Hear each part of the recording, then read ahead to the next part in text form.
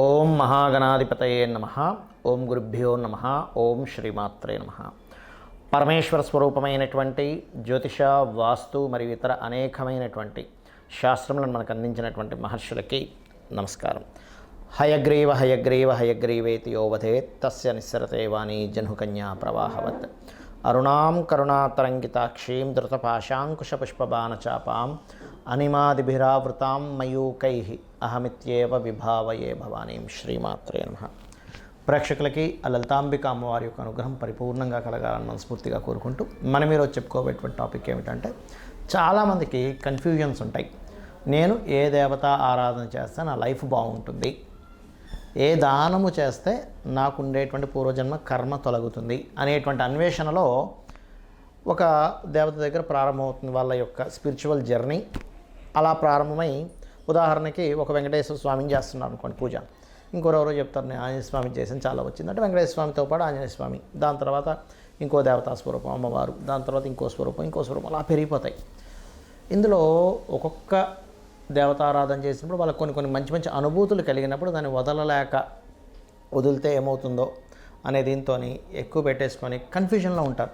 అసలు నేను ఏ దేవతను ఆరాధిస్తే మంచిది అనేటువంటిది ఇక్కడ ఒకటే గుర్తుపెట్టుకోవాలి. మీరు ఏ దేవతను ఆరాధించినా అది మూల పరమాత్మకే అందుతుంది. అయితే ఇక్కడ స్పెసిఫిక్గా అందరి రక్తము ఎర్రగా ఉన్నప్పటికీ ఒక్కొక్క గ్రూప్స్ ఉంటాయి. ఆ రక్తం వాళ్ళకి బాగా పనిచేస్తుంది, అంటే వాళ్ళకి బాగా సెట్ అవుతుంది, వాళ్ళకి ప్రాణానికి ఎలా కాపాడుతుందో. ప్రతి లగ్నము, ప్రతి రాశి, లగ్నం తెలియని వారికి రాశి పరంగా మీరు ఏ దేవత ఆరాధన చేస్తే, ఏ స్వరూపంలో ఉన్న పరమాత్మని ఆరాధిస్తే అంతా ఒకటే గుర్తుపెట్టుకోండి, అందరూ ఒకటే. ఏ స్వరూపంలో ఉన్నటువంటి పరమాత్మని మీరు ప్రార్థిస్తే మీకు పూర్వజన్మ కర్మ తొలగుతుంది, ఏ దానము ఇస్తే మీకు బాగుంటుంది అనేటువంటి విషయాలు ఒక్కొక్క లగ్నరీత్యా, లగ్నం తెలియని వారి రాశిరీత్యా తెలుసుకుందాం. అయితే ఈ విషయాలు చెప్తుంది నేనైనప్పటికీ కూడా చెప్పేస్తుంది సాక్షాత్ లలిత అమ్మవారిగా భావిస్తూ ఒక్కొక్క లగ్నం గురించి మనం తెలుసుకుందాం. కుంభలగ్నము, కుంభరాశి. కుంభం వారికి కనుక చూసుకున్నట్లయితే కుంభరాశిలో ఉండేటువంటి నక్షత్రాలు ధనిష్ట 3-4 పాదాలు, శతభిష నక్షత్రము మరియు పూర్వభాద్ర 1, 2, 3 పాదాలు ఉంటాయి.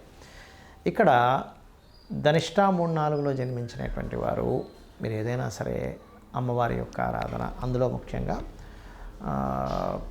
చూసుకున్నట్లయితే చండీ పారాయణము లేదా చండీ పారాయణం పెట్టుకొని ధ్యానం చేసుకోవడం, ఓం చండికా దేవతాయై నమః అనుకోవడం చాలా చక్కటి ఫలితాలు ఇస్తుంది. మీకు ధ్యానంలో నేను చెప్పేది పూజ, ధ్యానం వేరు ఉంటాయి. అదేవిధంగా శతభిష నక్షత్రంలో జన్మించామండి మేము అని అనుకునేటువంటి వారు దుర్గా ధ్యానాన్ని చేసుకోవడం మంచిది. ఓం దుర్గాయై నమః లేదా ఓం కాళికాయై నమః కూడా చేసుకోవచ్చు. అదేవిధంగా మీరు పూర్వభాద్రలో జన్మించినట్లయితే ఓం శివాయ గురవే నమః అనేటువంటి నామం చేసుకోవచ్చు ధ్యానంలో. ఇక నిత్య పూజ, ఏ దేవతని ఆరాధిస్తే, ఒకటి బాగా గుర్తుపెట్టుకోండి, ఒకే పరమాత్మ అన్ని దేవతా రూపాల్లో ఉన్నాడు. కాకపోతే మీకు ఫలానా దేవత ఆరాధన వల్ల కొంచెం త్వరగా మీకు సిద్ధించడం జరుగుతుంది. ఒకటే, ఏ దేవత సిద్ధించదని కాదు, ఇక్కడ కొంచెం త్వరిత ఫలితాలు ఇచ్చేటువంటి విషయాన్ని చెప్తున్నాను నేను మీకు ఇక్కడ. ఆ రకంగా మీరు విష్ణువుని లక్ష్మిని కలిసి ఓం, ఉదాహరణకి ఓం నమో నారాయణాయ, ఓం లక్ష్మీ దేవతాయై నమః అనేటువంటిది చేసుకుంటూ కూడా చేసుకోవచ్చు. అయితే విష్ణు సహస్రనామాలు చదవడం, మరియు అదేవిధంగా గమనించుకున్నట్లయితే మీరు దానము ఏ పదార్థాలు ఇస్తే మంచిది, బియ్యం ఉంటాయండి, బియ్యము శనగలు ఎక్కువగా దానంగా ఇస్తూ ఉండాలి. లేదు మీకు ఇంకా 6వ స్థానంలోని 11వ స్థానంలోని ఎక్కువ గ్రహాలు ఉన్నాయి, అప్పుడు ఏ గ్రహం అయితే ఉందో ఆ గ్రహ సంబంధించిన దానం ఇంకా చక్కగా పనిచేస్తుంది. ఇవి మాత్రం మ్యాండేటరీ, ఖచ్చితంగా చేసుకోవాలి. దీంతోపాటు మీరు చేయవలసినటువంటిది మరొక విషయం ఏమిటంటే, ఇక్కడ గమనించండి, మీరు గోవులకి కొన్నిసార్లు దానం ఇవ్వడం కుదరదు, సరైనటువంటి వ్యక్తులు మీకు దొరకనప్పుడు ఏ గ్రహం అయితే ఉందో ఆ గ్రహ సంబంధించిన 6, 11లో ఉండేటువంటి గ్రహాల దగ్గర దీపారాధన చేయడము, మరియు గోవులకి ఆ గ్రహ సంబంధించినటువంటి పదార్థాన్ని తినిపించండి భక్తి భావంతో. ఖచ్చితంగా మీ పూర్వజన్మ కర్మ తొలగుతుంది. మనం పూజ చేసేటప్పుడు పర్టికులర్గా కొన్ని అంశాలు మీరు గుర్తుపెట్టుకోవాలి. ఏమిటది? ఎందుకంటే అలా చేస్తేనే మీకు ఆ యొక్క పూజా ఫలితము 100% మీకు వస్తుంది.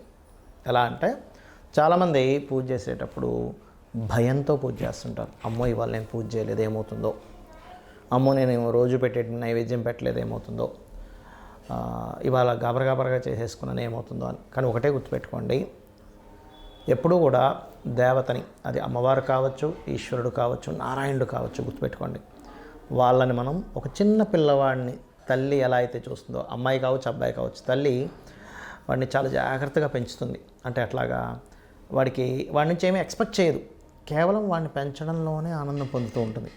ఇప్పుడు ఉదాహరణకి పిల్లవాడు ఉన్నాడు, రోజు క్యారేజ్ కడుతుంది, కానీ ఒకరోజు సడన్గా అనుకోకుండా తల్లి కొంచెం లేట్గా నిద్ర లేవడం ఏదో జరిగి ఆ రోజు క్యారేజ్ కట్టడం కుదరలేదు, ఏదో 2 బ్రెడ్ ముక్కలు పెట్టి పంపించేసినప్పుడు భయపడదు, అయ్యో బ్రెడ్ ముక్కలు పంపించాను నా పిల్లవాడు నన్ను ఏమైనా అంటాడేమో అని భయపడదు, బాధపడుతుంటుంది, అయ్యో రోజు పెట్టే అంత ఫుడ్ నేను ఇవాళ క్యారేజ్లో పెట్టలేకపోయినా వాడికి ఆకలి తీరుతుందో లేదో అని. అదేవిధంగా మనం భగవంతుడికి చేసేటప్పుడు కూడా చాలామంది చేసే మిస్టేక్ ఏంటంటే భయపడుతూ ఉంటారు, అమ్మో నేను ఈరోజు ఇలా చేయలేకపోయాను, అష్టోత్తరం పూర్తిగా చదవలేకపోయాను, భగవంతుడు ఏమైనా కోపిస్తాడని. కాదండి, భయపడుతూ పూజ చేయకండి, అయ్యో ఇలా చేయలేకపోయానే అనేటువంటి భావంతో చేయండి. ఎందుకంటే లలితా సహస్రనామాల్లో భవానీ భావనాగమ్య భవారణ్య కుటారిక అని నామం ఉంటుంది.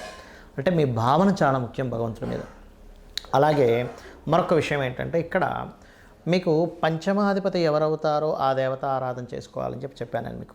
అయితే ఇక్కడ పంచమ స్థానంలో కూడా గ్రహాలు ఉంటాయి సమ్ టైమ్స్. అంటే ఒక్కోసారి పంచమ స్థానంలో రవి ఉన్నాడు అనుకోండి. ఉదాహరణకి సహజంగా మేషలగ్నానికి అయితే పంచమాధిపతి రవి, కానీ అందరికీ పంచమాధిపతి రవి అవ్వాలని రూల్ లేదు. ఒక్కోసారి రవి ఉంటాడు అక్కడ. రవి ఉన్నప్పుడు ఆ ఉన్న గ్రహానికి ఎక్కువ ప్రాధాన్యత ఇవ్వండి. అంటే సూర్య ఆరాధన చేయడం, లేదు చంద్రుడు ఉన్నాడు అప్పుడు రాజరాజేశ్వరి అమ్మవారి ఆరాధన చేయడం, లేదండి కుజుడు ఉన్నాడు అప్పుడు స్కందుని ఆరాధన కానీ, నరసింహస్వామి ఆరాధన కానీ, ఆంజనేయ స్వామి ఆరాధన కానీ చేయండి. లేదండి బుధగ్రహం ఉందండి మాకు అక్కడ, అయితే ఇక్కడ ఉన్న గ్రహం ఎలా ఉంది, బాగా పాపకత్తిరిలో ఉండి లేకపోతే ఎక్కువ పాపగ్రహాలతో ఇంకొంచెం తీవ్రంగా చేయాలని అర్థం. సౌమ్య గ్రహాలతో ఉంటే సౌమ్యంగా సరిపోతుంది. తీవ్రంగా చేయడం అంటే ఏమిటి అంటే ఇంకాస్త కఠినంగా, అంటే ఇంకొంచెం హోమాలు చేయడం కానీ తర్పణాలు చేయడం కానీ కాస్త ఎక్కువగా చేయాలి. బుధగ్రహం ఉంది నారాయణుని విష్ణువుని, గురుగ్రహం ఉన్నది అక్కడ పంచమంలో, అప్పుడేంటి మీరు ఆ యొక్క దత్తాత్రేయుని ఆరాధించడము, దక్షిణామూర్తి ఆరాధన చేయాలి.